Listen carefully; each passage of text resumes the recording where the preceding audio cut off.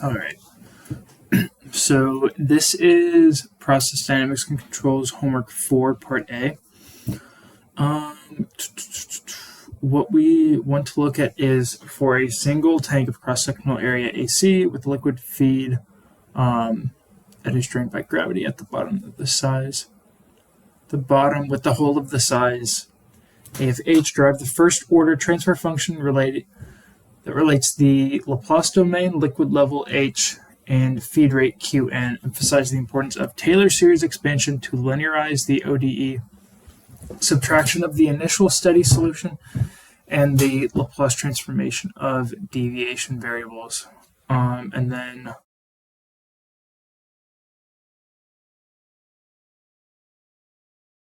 the second part is the easiest part. So let's look at how we normally solve this using Bernoulli's equation. So what we did was we had a tank with a cross-sectional area of AC. We had a flow going in it, which was Q in. We had a flow out, which was Q out. And then the size of this little hole was AC.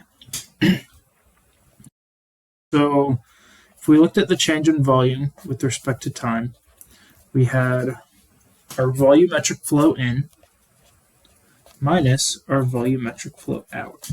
When we used Bernoulli's equation, our Q out was the cross-sectional area of our hole times the velocity, which came down to 2, and this is using Bernoulli's equation. 2GH. This was all done in homework 1. So if you want to see how that was derived, you can go back to that. So then we'll plug that back in to our differential equation. Qn minus AC square root of 2GH. And then what we said about our tank was that the cross-sectional area was always constant, so it wasn't like a cone or anything. So it didn't change when height changed. So our cross-sectional area was constant, which means that all of the change in volume that we're seeing is happening through the change in height. Oh, sorry. This should be AH, cross-sectional area of the hole. So AC times the differential of our height with respect to time equals Qn minus AH square root of 2G, and then the H is in that square root, but we're going to write it off to the side.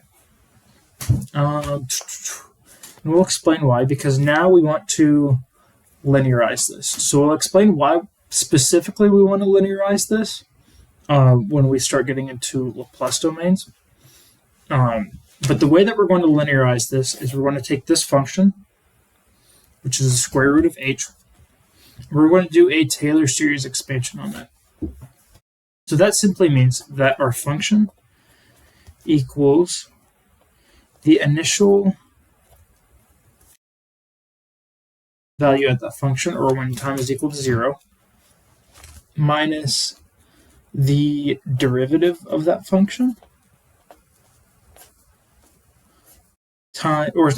plus the derivative of that function times our function minus, our variable minus the initial state of that variable. And our derivative of that function is evaluated at our initial variable. And we know if we take the derivative of this, that's simply 1 over 2 square root of h. And if we evaluate this at h naught, then we have 1 over 2 square root of h naught. And this is, I don't know if I already said this, this is known as Taylor series expansion. Euler series expansion approximation. But like I said, this linearizes the function that we have, because now it's no longer a square root. We have our variable just as a single polynomial raised to the first degree. So we plug all of this into here now. So we have cross-sectional area of our tank multiplied by the change in height with respect to time equals Qn minus AH2G, and then all the stuff that we just wrote. So square root of H naught plus 1 over the square root of H naught, 1 over 2 times the square root of H naught, H minus H naught. Okay, so this is the approximated linear function that we have.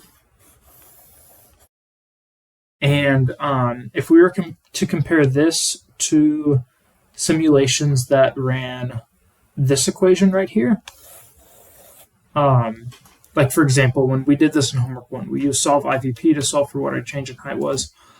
You will see discrepancies between the two, and we're going to do something else that's going to involve a few more discrepancies.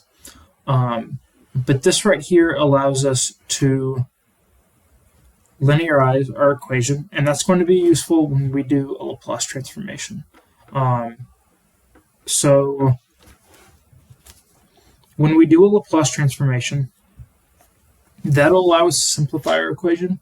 I think the Laplace transformation will actually be less accurate than what we have up here, but the Laplace transformation would allow us to implement controls into our system, which is something that you can't properly do with a nonlinear equation. So that's why we're switching all of this to the Laplace domain. So how do we do that? Well, if we were to take the Laplace transformation of some kind of function, x, and this is all from diffie-q. So if we were to do the Laplace transformation of f of x, that would allow us to go from the x domain over to the s domain. So that's going to be the integral from domains of 0 to infinity of f of x multiplied by Euler's number raised to negative s times t. So that would allow us to get out of the x variables and into the s variables. And if we were to do this for a derivative of any kind of function, so if we notate f of x as y, so if we do dy dx, and that equals the integral from 0 to infinity of dy dx e to the negative st, and that equals s times our Laplace transformed y minus y when x is evaluated at 0. We could get into actually solving this out. I did it in diffie-q. It requires integration by parts, so Sedev equals of minus Sevudu, but we're not going to do that. We're just going to use the shortcut that we conveniently know. So if we do that to the differential equation that we have, so dh dt, that's going to be equal to the integral from 0 to infinity dh dt e to the negative s of t, or e to the negative st, which equals s times our Laplace transformed h minus h evaluated at time 0, also known as h naught. So if we were to implement this into the equation that we had down here. I can't bring it into view of camera. So if we were to implement that, we would have AC S of H minus H naught equals Q N minus A H 2G H naught raised to the 1/2 plus 1/2 square root of H naught plus transformed H minus H naught. Now, this equation right here, it's not too useful because it's a little bit messy. If we wanted to solve for our H's, that would be too tricky because we have all these H naughts in the way. So what we can do is we can solve this in terms of deviation variables. And a deviation variable is simply any kind of variable. So in this example would be our height minus that variable at its initial state. So just H minus H naught. And we notate this as H prime, not to be confused with the derivative. So we're going to specify that prime for any kind of variable is the deviation variable. And if we want to look at a derivative, then we're going to notate it as dH over dt. This is our deviation variable right here. And the reason why this is very convenient is because the derivative of our deviation variable with respect to t, if we were to Laplace transform that,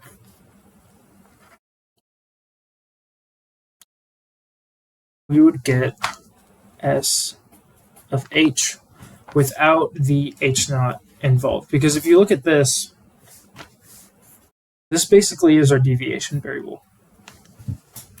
Because we're comparing it to its initial steady state. We're seeing how much it deviates from its initial steady state.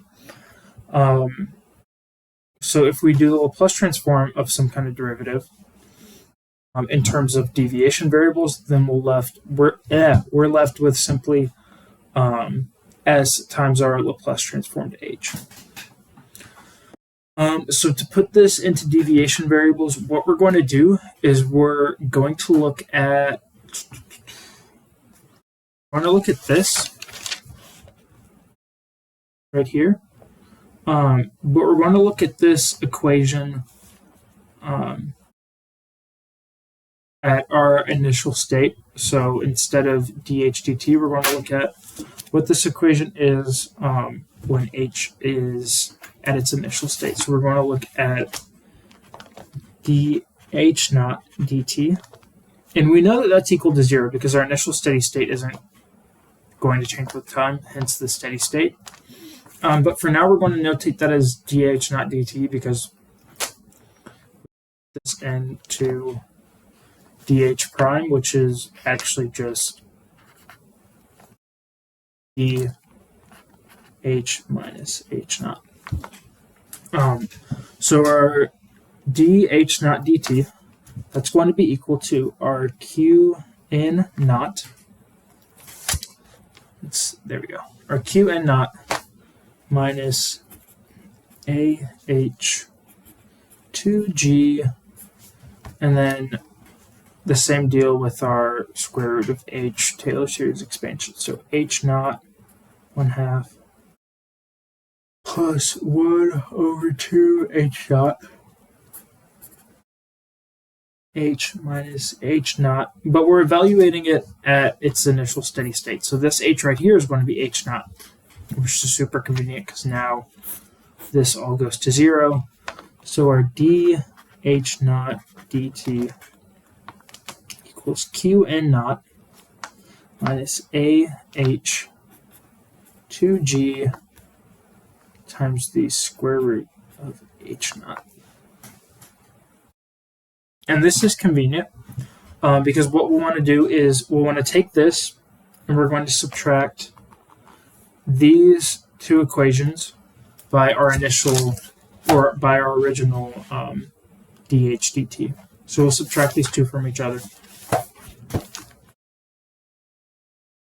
So dh minus dh naught over dt equals h prime dt, which equals our qn minus qn naught. So same principle with that. We have our qn minus our qn naught. So that's going to be our deviation variable qn prime. And then we have the rest of the stuff that follows. We have ah 2 over square root of g. If you look at this right here, we have ah square root of 2g times the square root of h. And if we were, I keep going back to this and it's super inconvenient, but if we were to factor this all out, we would have that same term right here. So since we're subtracting them from each other, this term right here, so this ah square root of 2g times this right here, actually it cancels out this one right here. So all that we're left with is 0 plus 1 over 2 square root of h naught h minus h naught.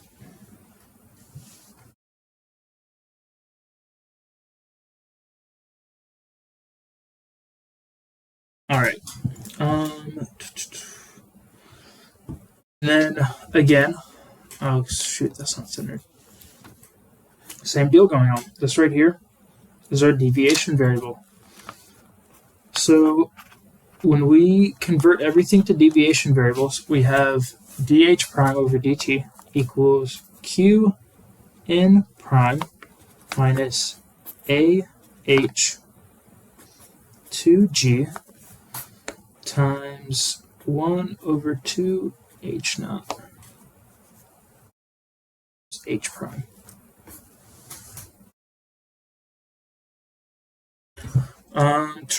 So let me rewrite it out on this page so we know what's going on. I'll just use this side of the paper because it's easier.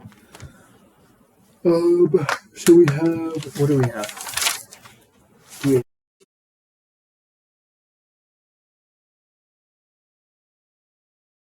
qn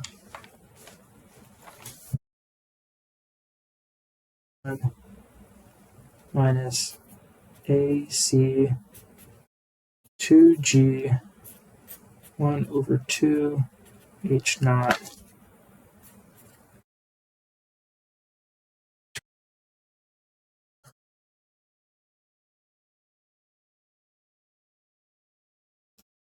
to do is we can now Laplace transform this. Oh shoot, we need the AC. I forgot to include that part. Now we can Laplace transform this. It's really convenient because, like we said, we have AC S times our Laplace transformed H equals now our Laplace transformed Qn minus AC, these are all constants, 2g over 2 square root of h naught Laplace transformed H. What we'll do is, since all of this right here is constant, sorry, that's an H. Since all of that right there is constant, we're going to notate this as just B. So that's our B factor. So we have AC times Laplace transform H, Qn minus B, H. And now we can solve for H. So move BH to the other side. We have H times ACS plus B equals Qn. Get H by itself, and we have H equals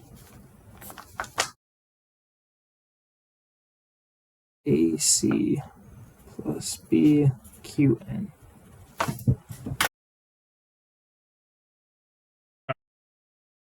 We could leave it how it is. Oh, shoot. No, we can't leave it how it is because there's supposed to be an S in there. ACS plus B. We could leave it how it is, but this is often notated in terms of tau and K, where K is our system gain.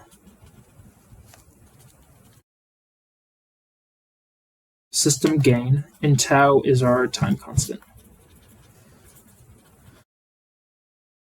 So to get that, we divide everything, where we divide the numerator and the denominator by B. We have 1 over B equals ACS over B plus 1 Qn. So K equals 1 over B.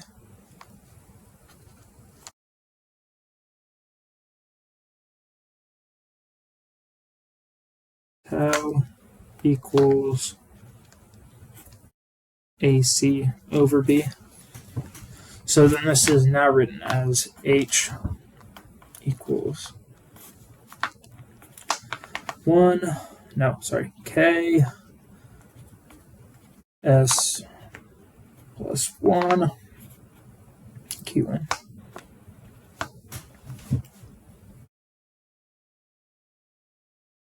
So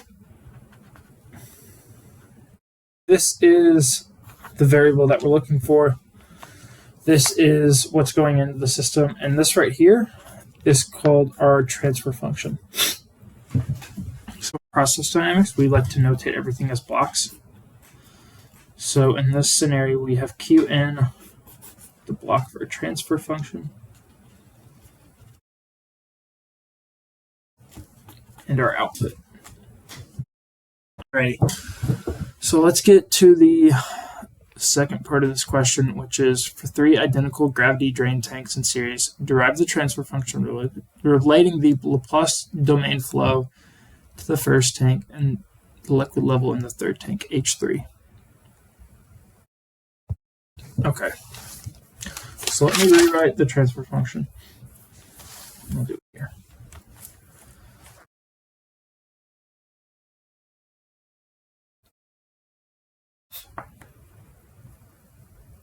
K tau S plus 1 Q I.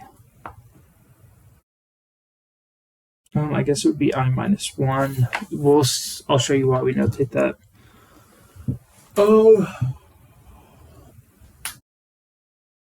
I'm going to be right back.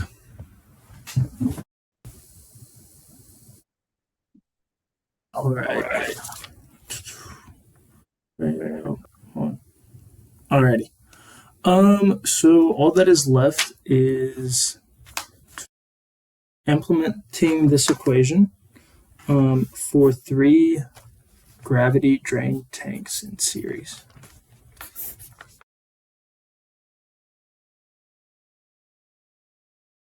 Alright, so we have our Qn.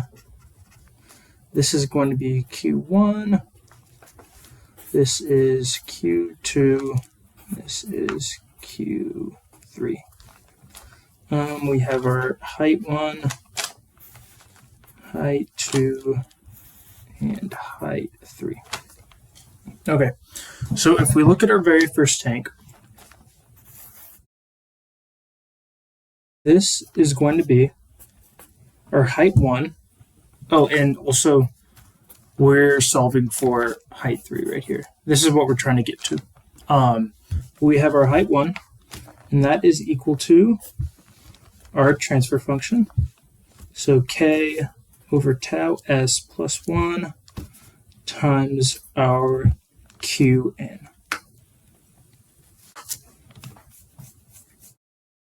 All right, so now we have to get from our height 1 to our Q1. So if you look back at the Bernoulli's equation that we had, the way that we related the flow out was through, let me see if I have it over here. It was through this. So this is what related our Q out to our H. It would be this constant right here. So that's just B. Our Q1 is equal to B times H1. All right, well now we have Q1. So if we want to find H2, that's the same thing. It's our transfer function times Q1. All right, now we want to get to Q2 and we have H2. So it's the same thing. Q2 is equal to H2 times B. All right, now we want to finally get to H3. So H3 is equal to our transfer function, tau S plus 1 times Q2. All right, so the way that we can simplify this is, do I have more? Let me see if I can squeeze it in down here. So H3 is equal to, and we're going to write our K as 1 over B, and that'll make more sense once we get started. So we'll leave that as 1 over B, S plus 1 times Q2. And we know that Q2 is equal to H2 times B. And H2, so we'll go ahead and write B and then our H2, which is equal to transfer function times Q1. And we know that Q1 is equal to B times H1. And H1 is equal to our transfer function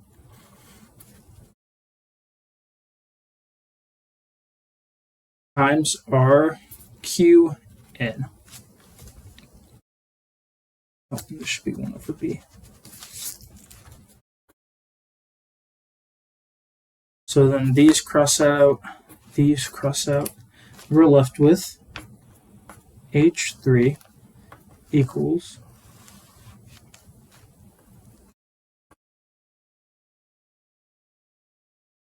A tau S plus 1 raised to the third power times Qn.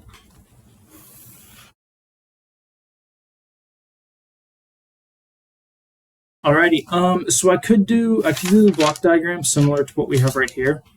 In fact, I can just add on to this. So if we want to call this Hn and this is, or Qn and this is H1, then B gives us Q1 and then times transfer function gives us H2 times B. So it's so on and so on until you get to H3. But the convenience of all these Laplace transformations is that you can use these block diagrams, and simply all that you have to do to, in fact, we'll just go ahead and write it out. I'll give this Q2 transfer function gives us H3. This is convenient because all that you have to do to get to H3 is just take Qn and multiply it by each block that you have, and eventually you'll get your final variable, which is H3 in this case.